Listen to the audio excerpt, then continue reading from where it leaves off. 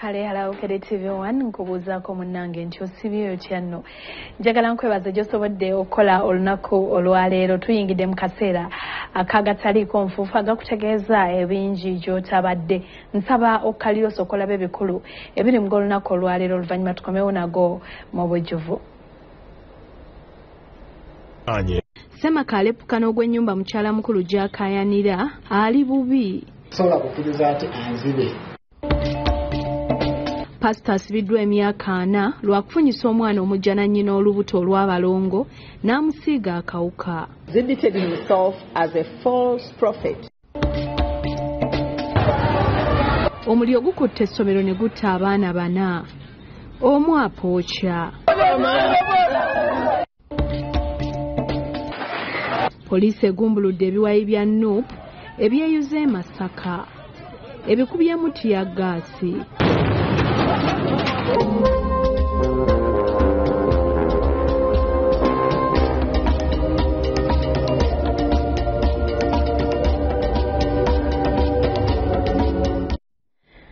Weewaawo nze Sanyu Robina Mweruka njagala okwongera okukwaniriza mu gataliiko nfuufu.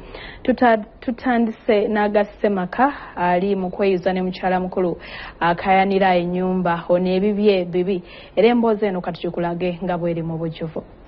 Poliisi ku CPS mu Kampala ezizza Kakonge basi ku poliisi y'Emukono gye yasookera ng'eno abadde amaze ennaku 7 atwalibwa mu kkooti. Kakonge yakwatirwa ku biragiro bya mukyala w'omukulu n'akamya Shanta n'ekigendererwa ky'okweza ennyumba ye esangibwa ku kyalo Kirangira mu ggombolola y'Enama mu disitulikiti y'Emukono nga twakulaze ku mawulire agataliiko nfuufu olunaku olw'eggulo. Bamutadde ku gunpoint omusibe asayininge endagaano egamba nti girlfriend wange muwadde buli kimu ekyange. Kakonge yategeeza nga Nakamya bwe yamukako okussa omukono ku ndagaano era nti amaka gamugabidde n'omwana gwe yamuzaalamu. Okuva baagala ku CPS baali baagala nsayininge amakanga naye nagaanye lwa nsonga.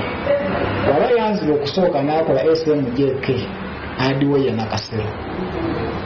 Sisobola kukkiriza ati anzibe n'amaka. Mu kiseera kino Kakonge yajjanjabibwa mu ddwaliro lya CPR olw'embeera embi yaleeteddwamu naye ng'ali ku Mpingu nga nekyewuunyisa omukono guliko empingu ate ku batadde Eccupa. Endagaano zeyagaza nze yagula buli kimu. Nagula n'omukyala taliiwo. Nagula bw'omu nga sirina mukyala. So byange bye binzita. Kakonge agambye nti Nakamya yagala okumutwalako ennyumba ye tamuwoowangako ng'ajingira ebbaluwa y'obufumbo asobole okweza amaka ge. Namuwoowa era tuli bafumbo officially ne lwabwe nga nagendayo buli kimu naye ze ne lwabwe simanyiire. Kuba ekyanemesa okukola ekyo buyaaye nga nziba nnyo.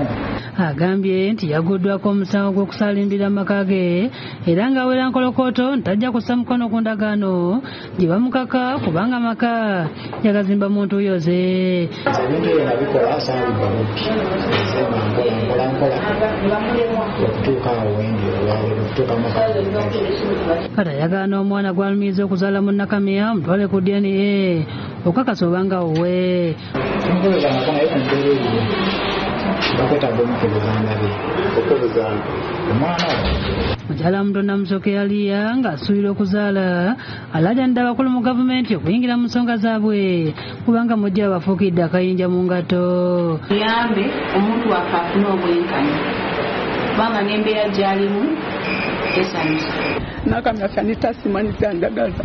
Oba n'omwana gw'alina si wa mwana wange amuwulira oba omusajja nga yakuzaalamu omwana tusobola mukola bikolwa byenkanidde awo n'omusibisa ebbanga lyonna. Yeshi Muhammad Abdul Nur Kasolo ngono yamyuka disitulikiti kadhi wa Mukono ategeeza nti ensonga za baasi zasookera mu ofiisi ye nga wawabira Nakamya okujingira ebbaluwa y'obufumbo ne banoonya omuzikiti gye babawoowera nga teguliiyo. Agenda okunoonyereza nga n'omuzikiti ogwogerwako ni gye bamuwoowera teguliiyo. Teguliiyo muri kodi y'emizikiti era nga netwala eriguwakana nti teguliiyo. Asibye poliisi ensonga zino bazibalekere. Ensonga zonna ezikwatagana ku busiraamu mbadde nsaba nti ffe twalibadde tuziramula. Oyinza otya okusaalimbira mu maka atagago? Kyewuunyisa. N'okutuusa kati Nakamya tumunoonyeza abeeko kyayogera ku nsonga zino nga masimu tagakwata. David Msikalyankolo yakusakidde eggulu eno ku Bukedde TV. Yo kooti enkulu mu Kampala ng'ekubirizibwa omulamuzi Margaret Mutonyi esalidde Pastor Elijah Kimera okusibwa emyaka 4 oluvannyuma lw'okusingisibwa omusango gw'okwekakatika kw'emu ku ndiga ze n'agirwaza. Ono asumba kanisa ya Faith Center of All Nations ng'esangibwa Lusanje. Omusumba w'ekkanisa y'abalokole Prophet Kimera Elijah wa Faith Center of All Nations Church Lusanja mu disitulikiti y'e Wakiso yasindikiddwa mu buzeekogga yabaka emyaka 4 oluvannyuma lw'omulamuzi Margaret Mutonyi wa kkooti enkulu mu Kampala okumusingisa omusango ogw'okwekakatika kw'emu ku ndiga ze yali asumba n'agituuza ku ssesiriiza. The sentencing range for aggravated defilement is 35 years and above, and she prayed that he's 140 years in jail to enable him reform and enable the victim to be rehabilitated. Okusinziira ku nsala ya kkooti endiga omusumba gyatunza mu mbuga y'omulabe Sitaani ya myaka 17 ate yakoma kugyekakatikako kyokka n'agitikka n'olubuto nga kwatadde n'okugisiiga obulwadde ng'omuwala ono era asoma siniya ya 3 era n'amugya mu ssomero. The victim was in senior 3 with a great future. Due to the actions of the convict, she dropped out of school. Omulamuzi bw'abadde asala omusango guno ategeezezza ng'omusumba ono bwe yateebwa akakalu ka kkooti oluvannyuma lw'okweyimirirwa kyokka yaddamu okwesa empiki n'omuntu yennyini eyamuli amusibisizza okukakkana nga muzaddemu abalongo. It is imperative that society is protected from such vices and the victims get to understand that they are indeed victims. Kkooti era yakizuula nti omusumba Kimera teyakoma kujula bitannajja kyokka yagenda mu maaso n'okwagala okuganza nazaala we nga naye yali asabira mu kkanisa eyo. He had sexual intercourse with the victim's mother, the complainant in this case, and then the victim, who was her young child, whom she sent to the convict for spiritual guidance and service as a choir member at the church.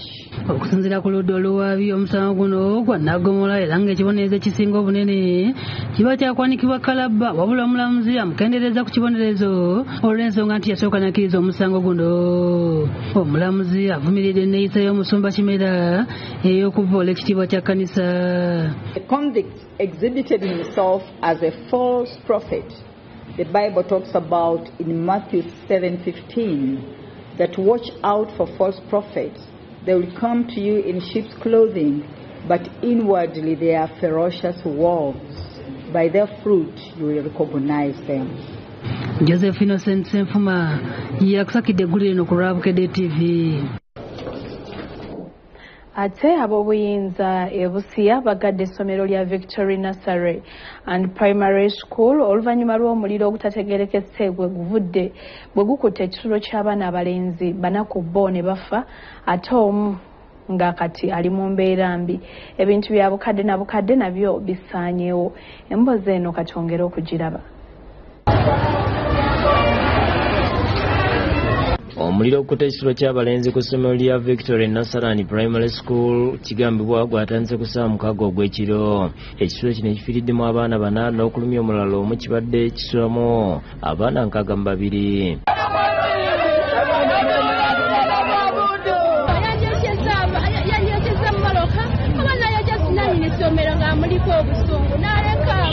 Kitegeerekese nti abaana bano baafudde kiziiro olw'omukka okubayingira era emirambo gifuuse bisiriiza. Abayizi abafudde kuliko Magero James owa P5, Muhammad Abdul Harris ow'emyaka 9 ng'abadde wa P3, Obulu John abadde asoma P4 n'Adero Makoka owa P6. All the bodies, they were burnt beyond recognition. We need to deliver them to the regional surgeon so that he conducts a better post-mortem report and also picks samples so that we're able to determine which child belongs to which parent. Sunday Luku avunanyizibwa ku byenjigiriza ku ssomero ategeeza nti yalabye omuliro nga gutandise ku speed era n'atemya ku poliisi. Then I had to call the head teacher, I had to call the director and some teachers, including some parents, chairman, management at PTA.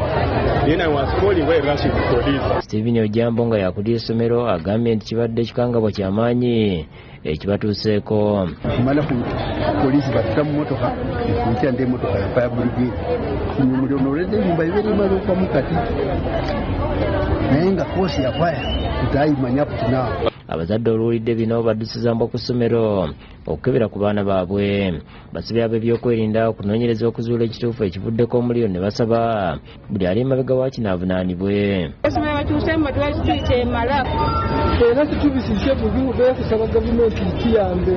Gabriel Gamaliel Balasa Makanga akulira ebyenjigiriza e Busia asabye bannannyini masomero ag'obwannannyini bulijjo okugoberera ebiragiro ebiba biyisiddwa gavumenti omuli n'okussaawo ebirime ebizikiza omuliro okwewala embeera eno.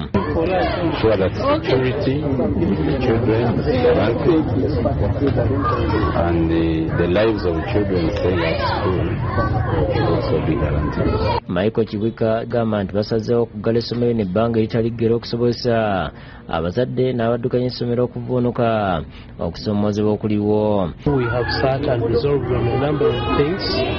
One, that we temporarily close this school. The issues regarding boarding section here shall only resume when all the prerequisite qualifications have been adhered to. Moses Johnson Mugwe nga ye mwogezi wa poliisi mu Bukedde South agamba nti batandise okunoonyereza ekivuddeko omuliro guno. Kunoonyereza ku nsonga zino kugenda mu maaso kubanga akakiiko akakulira ebyokwerinda mu Busia district nga kakulemberwa Honorable RDC kasobodde okutuulirawo mbagirawo. Kyokka okunoonyereza okwakolebwa kulaga nti omuliro gwakolezeddwa nga guba bweru olwo ennimi ne ziyingira munda.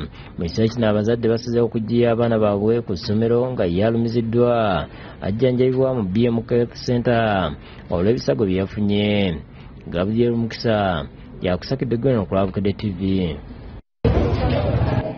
Kibi nnyo omwana yalumiziddwa katumusabira assuuke ate abafudde omukama abawummuze mirembe agumye n'eŋŋanda yo eŋŋumi enyonse oba eŋŋumi ezinyonse mu bawagizi ab'ekibiina kya National Unity Platform e Masaka gye bigweredde nga poliisi bakubyemu omukka ogubalagala.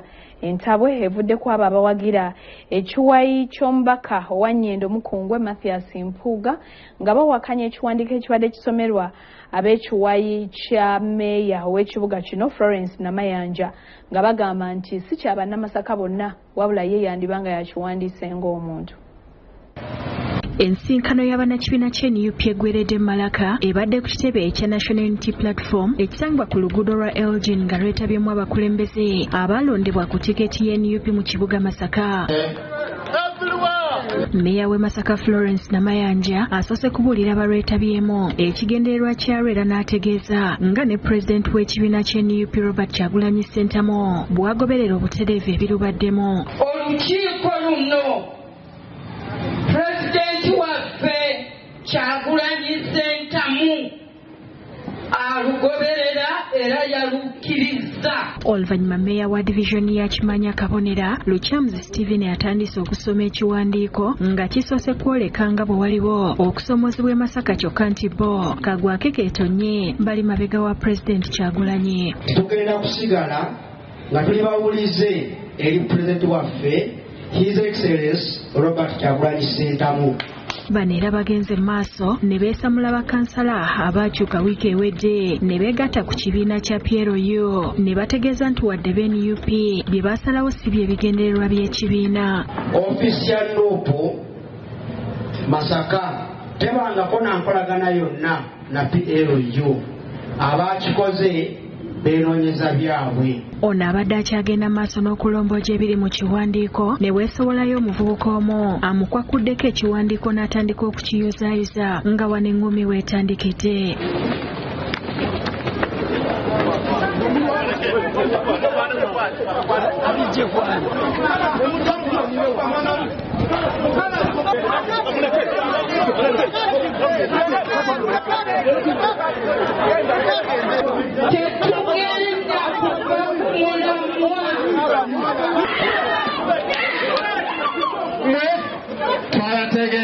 poliisi erabye guli gutyo naye bakubamu omukka ogubalagala okukakanya embeera.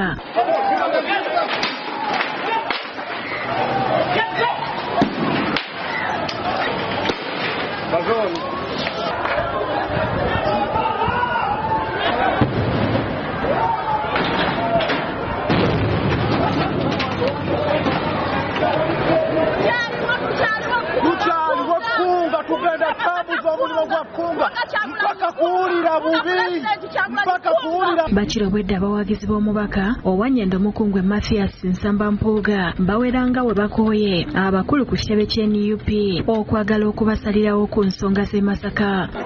Kulowooza nti mugenda kuva e Kampala mujje wano mumanyire abakulembeze be gwalonda tugenda kitiisa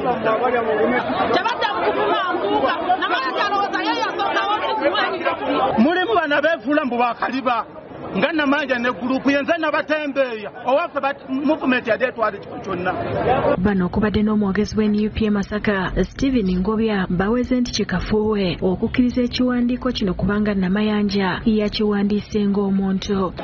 Ebiwandiiko bino Namayanja bikolanga nakifanyi abula ali mu kukozesa obukujjukujja atemeteme mu bannamasaka ng'omukyalo omukulu tubuuza akoleraani. Kyokka n'abatambulira mu luserwe lumu ne Mmeeya Namayanja nabo obwedda bawera nti kikafuuwe okuleka Mpuuga okuyinaayina okusinga ekibiina. Bakitegedde bonna bakansala abadde batambula naye mu kkunga bonna babadde eri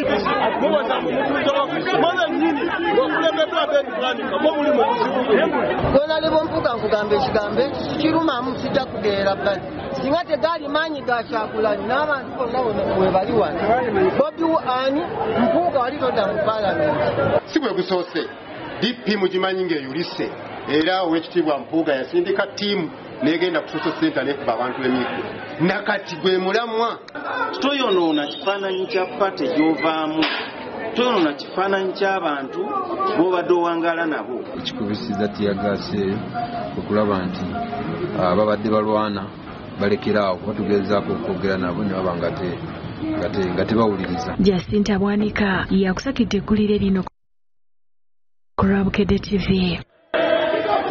Kale katweyongereyo zo empaka eza Mr ne Miss Bukedde nga zino zitekebwa kampuni ya Vision Group ziri mu giya era nga zikomekerezebwa ku Pasika ya Sunday ejja. Empaka zino za kubeera ku Wonderworld Kansanga wajja kubeerawo n'abayimbi abalala bangi era nga okuyingira kwa mitwalo 25.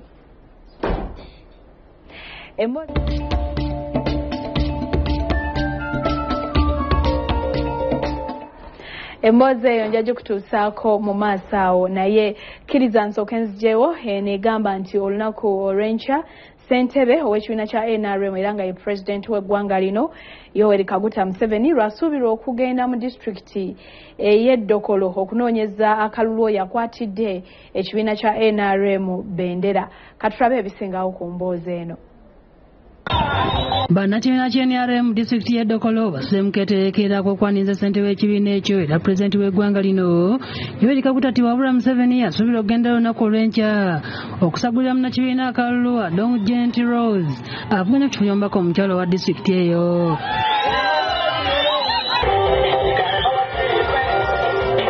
Enguudo zonna ziyoyoteddwa nga Ssaabakunzi Rosemary Seninde asabye abantu okujja mu bungi okwaniza pulezidenti. N'olwekyo njagala okukubiriza bannaddokolo mwenna okujja mu bungi twanirize pulezidenti waffe omwagalwa ng'azze okwogera gye muli era ng'azze okubakakasa lwaki mulina kuwagira wa NRM ne mutawagira mulala.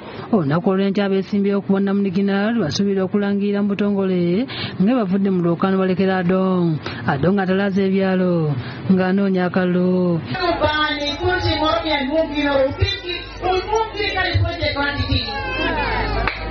Yemna FDC Dr. Rosemary Rocho Wall abadde mu ggombolola y'abata ono atuuse n'okufukamira abalonzi nga basaba okugenda mu palamenti okubakiikirira.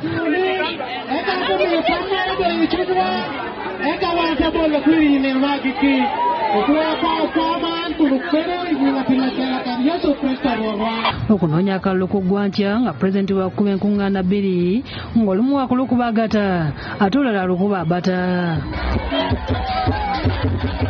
Bino bijjidde mu kiseera nga Richard Todong ssaabawandiisi w'ekibiina ky'NRM atangaazza ku ngeri omulimu gw'okukebera n'okuzza ebujja enkalala ez'abalonzi okwakomekezeddwa olunaku olw'eggulo bwe kwatambudde. From 13th to 17th, which was yesterday, we did the update of the membership register for the party in all the 72,000 villages of Uganda. And I must report that the exercises were well executed. Asinzidde mu lukuŋŋaana lwa bannamawulire lwatuuliza mu disitulikiti y'e Noya ng'aluŋŋamizza ku nsonga lwaki okuwandiisa tekwayongezeddwayo ng'abantu bwe badde basaba. Members overwhelmingly registered in our book because the books that we sent to the villages got filled up early, and then we improvise other means of continuing with the registration. Ate enkala zijjiddwa ku byalo okukolezebwa ku miruka n'eggombolola nga zaakozebwa mu bantu okukebera amannya gaabwe.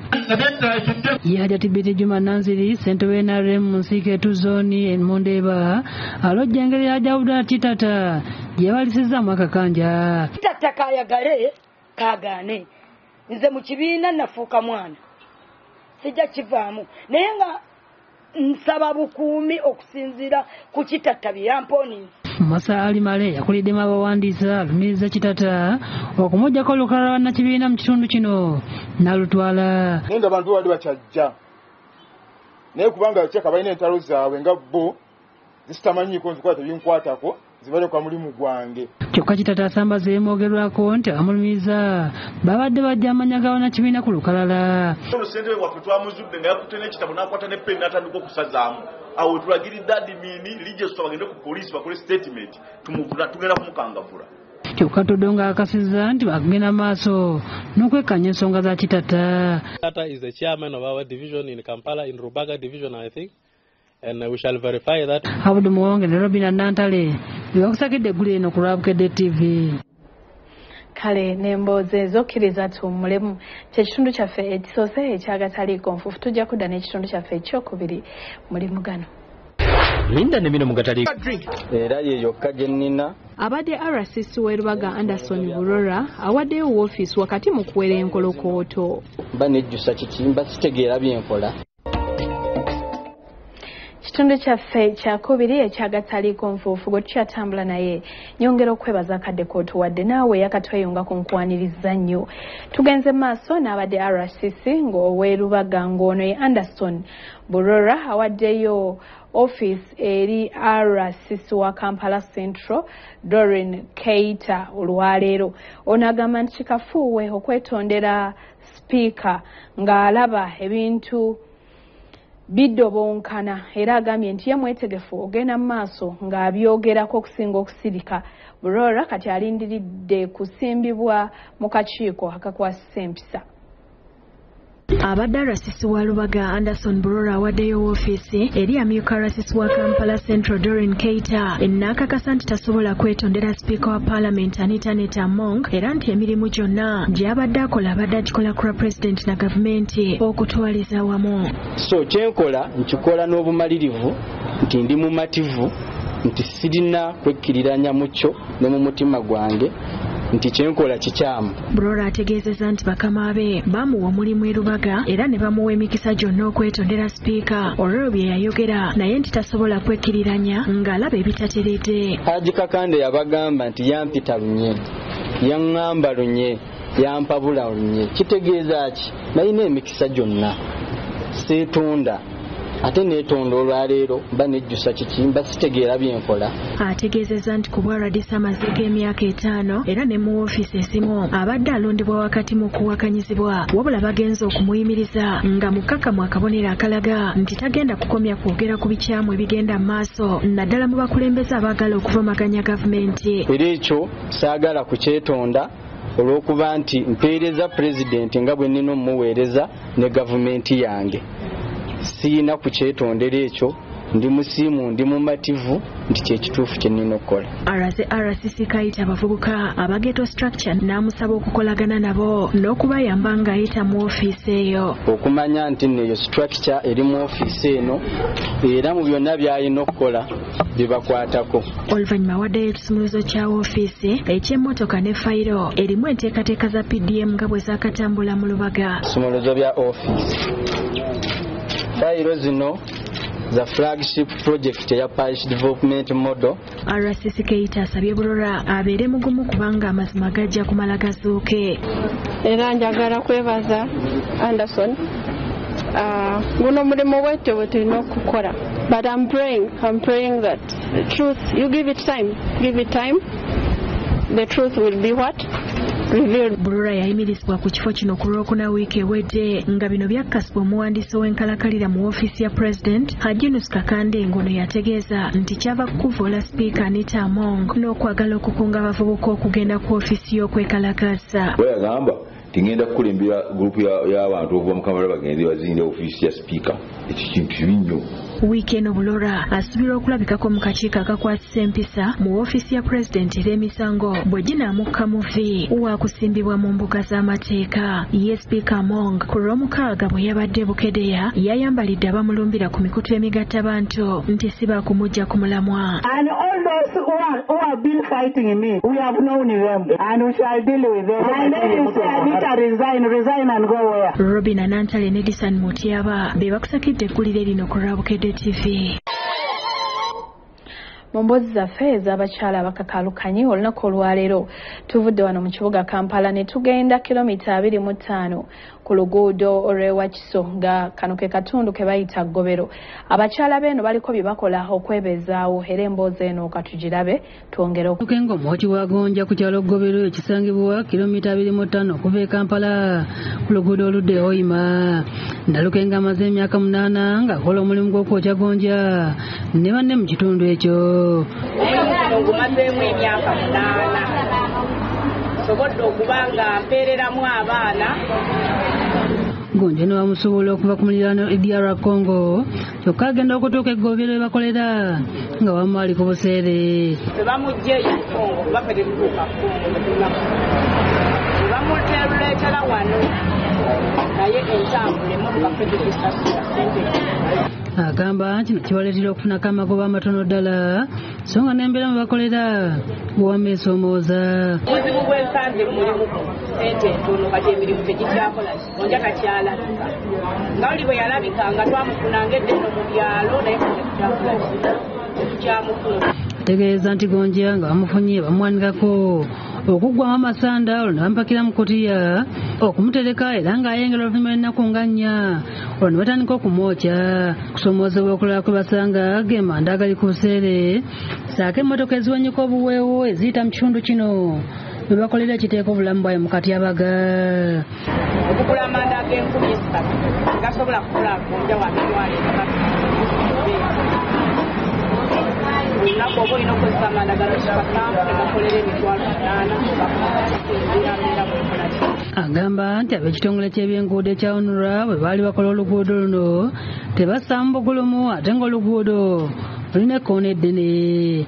Nalukenga asabye gavumenti bazimbira akatale ak'omulembe n'okubayambako ku ntambuza ya Gonja okumujja e Congo kubanga wano abalimi ba Gonja bakendeera. Tetulina kyakola abakozi baawa nga basobola gavumenti esobola okutuyambako naye tugaziyiza ku katale. Omulimu gw'okwokya Gonja abakyala bagojjombidde era nga basoba mu 7 bwe bagukola wano e Ggobero. Yesumaya Nakavuma naye yenyumiriza mulimu gw'okwokya Gonja kyokka nga ebisinga okumusoomooza ly'ebbugumu eringi eriva ku sigiri naddala mu kiseera kino ng'omusana gw'emimulanga gwe bagoba mu ggulu.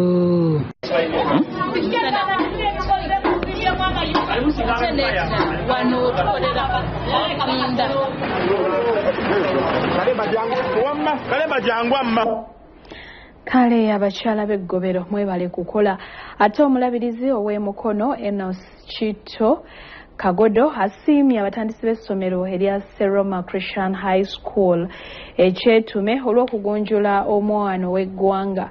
Okwogera bino babadde bajaguza emyaka 2 bukyanga ssomero lino litandikibwawo. omukolo gw'okujaguza emyaka 20 gy'essomero lya Suluma Christian High School n'okwebaza Katonda lw'abayizi abasinye okuna n'eby'omukago okuyita obulungi ebigezo bikulembeddwa omulabizi w'emikono Enos Kitu Kagodo. Abasomesa n'abazadde bakulembeddwamu abatandisi baalyo okuyita Dikano Kanone Robert ne Dr. Margaret Sekidde saako abaliddukanya nga bakulembeddwamu Amelia Kyambadde. Omulabizi Kagodo asiimye abatandisi b'essomero lino olw'okuliisa ku musingi okutya Katonda.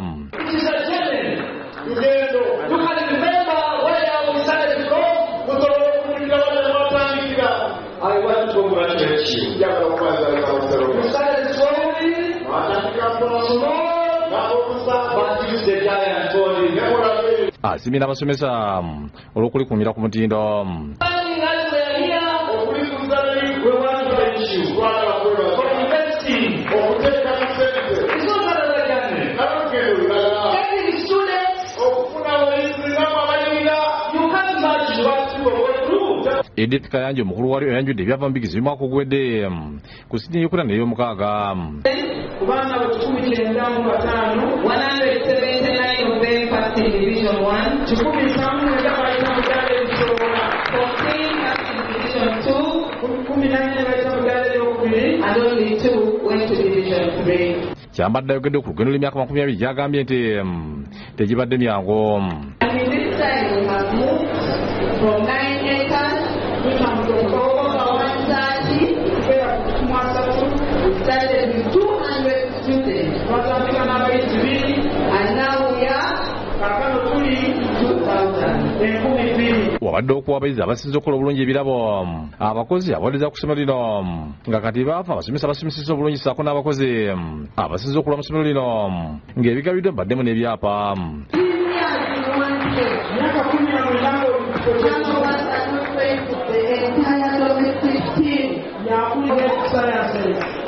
Our FM, and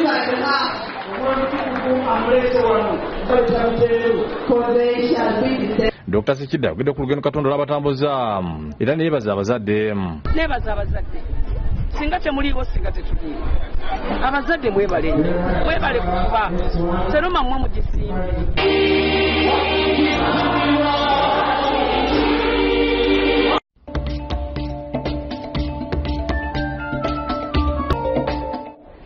Mwebale nnyo mwebalire ddala abakyekuumiddeko Bukedde TV1. Empaka eza Mr. ne Miss Bukedde zeeyongeddemu ebbugumu. Jjukira zino ziteekebwa kampuni eya Vision Group era nga zigenda kukomekkerezebwa ku Easter ku Sunday. Empaka zino zigenda kubeera ku Wonder World e Kansanga era nga wajja kubeerayo n'abayimbi abalala bangi. Okuyingira tugenda kuba tusasula emitwalo 2 gyokka n'emitwalo 5. Ebbugumu lyeyongedde mu mpaka za Miss ne Mr. Bukedde oluvannyuma lw'abakontanya okutuuka ku mutendera ogusembayo. Empaka zino zikomekkerezebwa ku Pasika nga za kuyindira ku Wonder World e Kansanga ng'okuyingira kujja kubeera kwa mutwalo gumu ate ababede bakuyingirira emitwalo 5 okwerabira ku watwalo ekya Miss ne Mr. Bukedde 2024. Enteekateeka egenda kubeera makunale ng'entanda okuli ekibya nga wagenda kubeerawo n'abayimbi abagenda okuba abantu emiziki. Miss ne Mr. Bukedde finals nga tuzitegese bulungi okukwatagana n'olunaku olwa Easter jagulize wamu. So finals zino zitegekeddwa mu ngeri ey'ekikugu era twegattiddwako munnaffe Nobert Events okulaba nti enteekateeka eba ya kikugu, okulaba nti endongo eba kasiggu, ekivvu kiba makunale. Bannayuganda basabiddwa okujja mu bungi okulaba atwala obukadde 5 n'ekyapa ky'ettaka. Enteekateeka z'empaka ez'akamalirizo zanjuddwa Ssaalongo Richard Kayiira, maneja wa Bukedde TV, era alambuludde engeri gye zinaatambulamu. Emiryango gijja kuba giggulwawo ku ssaawa 10 ez'olweggulo tusunsule abantu 6 abo okulondako Miss Bukedde ow'omwaka guno. Asiimye abavujjirizi n'akakasanga ebirabo ebinaawangulwa bwe byatuuse edda mu nnyumba. Twagala okwebaza ennyo Njovu Estate Developers, ate okwebaza ennyo Movit abatutaddemu ensimbi, SAMS nabo batutaddemu ensimbi mu pulojekiti eno etutte emyezi egiwerako. Kayira ayogedde engeri ebirabo bino gye bigenda okuwangulwamu abakontanyi 6 abagenda okugenda ku Underworld. Mr. Bukedde tumuwa obukadde 5 n'ekyapa ne Miss Bukedde tumuwa obukadde 5 n'ekyapa. Abaana abo baddiridde babakotte ekifo ekyokubiri ku buli ludda nabo bakuwangula obukadde obwo 5. Ate Robert Twizire owa Robert Events abategesi b'empaka zino ku Underworld akakasizza nti buli kimu kiwedde n'attanya n'engeri abagenda okugenda mu mpaka zino bwe bagenda okunyumirwa abayimbi ne bannakatemba. Kwata ku bayimbi abagenda okuyimba mbasuubiza abayimbi bonna betulanze ate bakulembeddwamu Kinsaha Linga kati kusawa zina ya kuteka Kampala mu ngalo 5 jeno twale bili eni bita batumbuto baboche twale 5.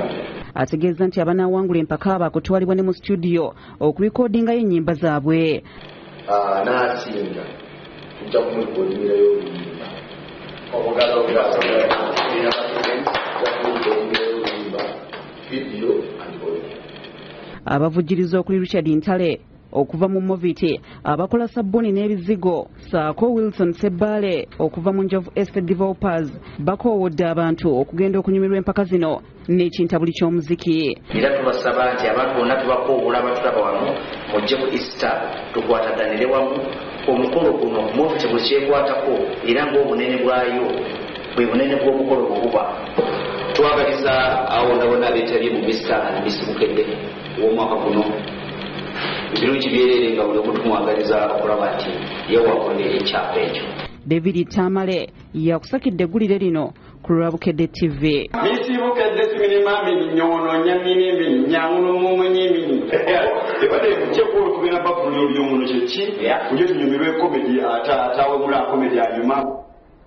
Kale munnaffe tegeka emitwalo gyo 2 n'emitwalo 5 ogenda kufuna full package kuyimba kwolesa bitone ate osanyuke. Ate yo nga tuvuddeyo byo ebitongole byo byokwerinda mu ggwanga biri ku bwerinde oluvannyuma lw'akabinja akabayekera aba ADF okuyingira eggwanga. Bino bikakasiddwa Kano Dewa Simwakiki ng'ono yamyuka omwogezi wa UPDF ng'asinziira ku Media Center wano mu kibuga Kampala. Abejjira PDF batandise omuyiggo kabinja k'abatogi ba Allied Democratic Forces ADF mu bufunze abateeberezebwa okuyingira eggwanga n'ekigendererwa eky'okutukolako obulumbaganyi. Amyuka omwogezi wa PDF Kano Dewa Kiki ng'asinziira mu lukuŋŋaana lw'abannamwoyo ku Media Center mu Kampala ategeeza nti akabinja k'abayeekera bano kigamba okuyingira kavudde mu DR Congo nga kaduumirwa Muhammad Hassani yakazibwako erya Abu Wakasi. Kuliko gwe bayita Nasa Hamidu Diru ono mulwanyi mukulu mu ADF era batumye yono omusajja mu Tanzania gwe bayita Ahmed Muhammad Hassan naye nga yeeyita nnyo Abu Wakas. Akiki asabye abantu okubeera obulindaala naddala abawangalira mu disitulikiti ez'oku nsalo era bategeeza ab'ebyokwerinda amangu ddala nga baliko be beekengedde. Tukubira omulanga bannayuganda okulaba nti beekuuma nga naffe bwe tubakuuma okulanga ekintu kyonna kye balaba nga tebategeera bulungi ng'obusawo oba emigugu gyonna n'okulaba nti baba balabuli omuntu gwe bayikengera oba mu kyaki ng'omwoyo si kyaki membawo gezaako okutubuulira nga bannasecurity okulaba nti abantu bano tubanganga. Agambye nti okuva abayeekera bano lwe bakola obulumbaganyi ku bayizi ku ssomero lya Lubiri Empondwe ne ku balambuzi mu bitundu by'e Kasese yali abaduumira yakwatibwa n'abalala mu ggwanga lya DRC ne bayisibwa bubi mu kikwekweto ekyakolebwa UPDF n'amagye ga DRC ekyoperation Sujja. Waliwo gurupu eno abantu 10 Kamanda Kamusu twamutire Kamwenge Njovu ne tumukwata era we twogerera bino awereremba n'emisango gy'obutujju mu kooti zaffe. Agamba nti akabinja kano akakola ku Uganda obulumbaganyi omwaka ogwedde konna kasaanyizibwawo era bategese okulemesa enteekateeka z'abatujju endala.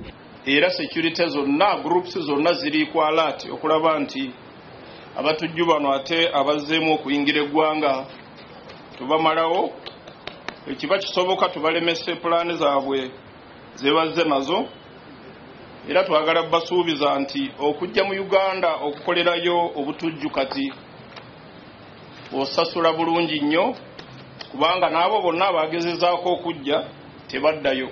Abagambibwa okuba abayeekera ba ADF mu kiro kya 19 Desemba 2023 balumba abantu e Kamwenge ne batta basatu mu bukambwe. Ismail Nsubuga yakusakidde gwino ku Bukedde TV. Lubula Lorian kwaniza mukino kyaffe ky'emizannyo hagataliko nfuufu wano ku Bukedde TV 1. Tutandikiddeko emizannyo gya African Games, twagala kulaba amawulire ag'enjawulo okuva mu nkambi oba emizannyo egy'enjawulo Uganda gyegenda maaso n'okubanga evuganyamu mu African Games. Ninga wetwogerera emidaali gyo gyeyongeddeko n'abaskrabo be bamu ku bawangulidde Uganda emidaali ebiri ogwa zaabu wamu n'ogwa feeza. Katwabe ebisingawo. Emizannyo gya All Africa Games zirema okuzannyibwa leero mu kibuga Accra ekyagana. Ttiimu y'eggwanga y'abakazi omuzannyo gwa handball ekubye Mali kugola 3-7 ab'emisinde basketball ow'abazannyi basatu mu kisaawe, cricket n'ebikonde nabo babadde mu nsiike leero. Ttiimu y'eggwanga ey'omupiira ogw'ebigere yabalonsa emyaka 2 ya Uganda Hippos naye ogumawonca mu nsiike okutuuka ne Congo Brazzaville ku buzannyi bwa semi-final. Omupiira gwa ssaawa 2 ez'ekiro ng'omutendesi Mole Byekwaso atunudde buwanguzi bwokka. Tubuzayo emipiira ebiri mu tonamenti eno, tuba tuwangudde enkya tuba tugenda ku fayino, bwe tuba tulemereddwa enkya tuba tusamba okwakwata ekyokusatu. So gy'emipiira ebiri girina okubeerawo, naye nga twandiyagadde nnyo okulaba nga tugenda ku fayino, okulaba nga tutwala omudaali ogwa zaabu n'okutwala ekikopo kino.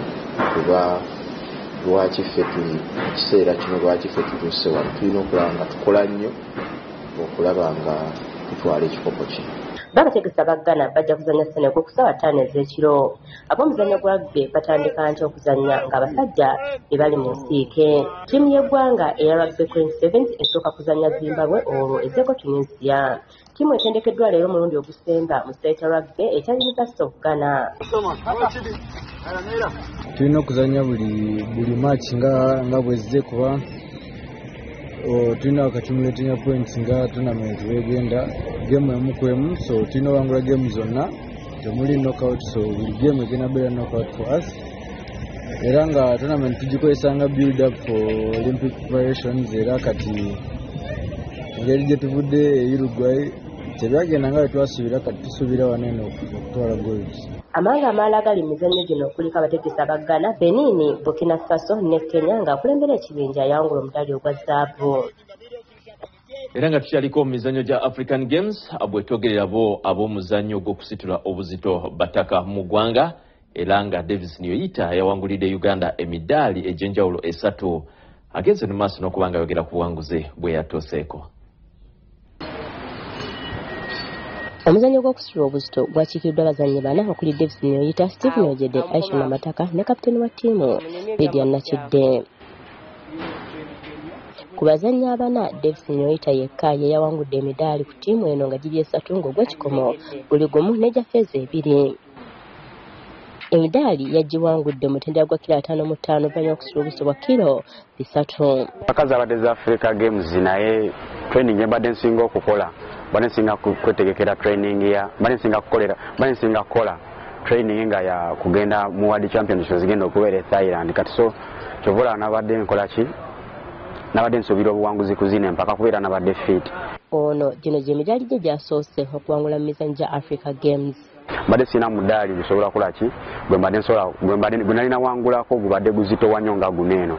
Kati so guno omudaali gwampadde amadaala n'okunyongerako okuba nga nsobola kola ki, okuba nga nina recognition mu Africa whereas nga n'eggwanga lyange. Oluvannyuma lw'okuva mu mizannyo gya All Africa Games, ono ne Lydia Nakidde obwanga bakuwolekeza eggwanga lya Thailand okwetaba mu mpaka z'okuŋŋaanyizamu obubonero batwala mu mizannyo gya Olympics eza International Weightlifting Federation World Cup ez'okubeera mu Phuket ekya Thailand okuva nga 31 omwezi guno okutuuka 11 omwezi ogujja.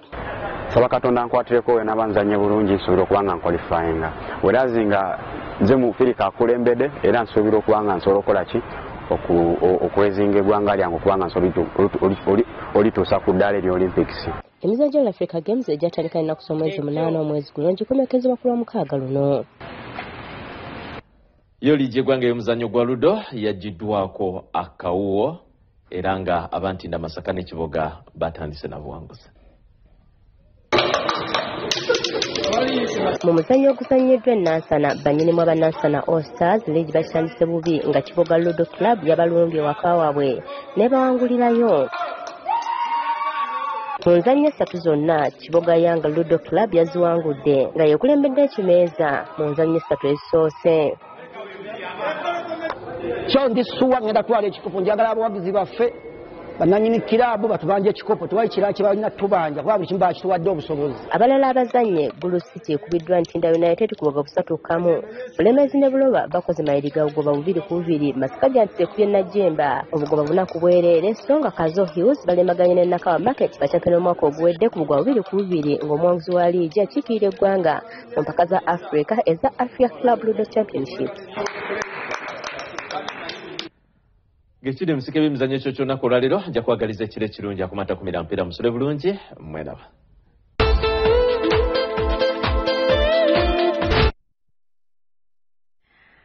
Bwatutyo wetukutambuza olunaku olwaleero njagala nkwebaze akadde k'otuwadde ak'omuwendo mbadde Sanyu Robina Mweruka ne Mebo Mulungi tujagaddamu saa 12 ez'okumakya bannaffe abakushona designers bwe babaddewo ku lwagomesa ez'omulembe tubagaliza okusula obulungi Omukama Katonda abakuume.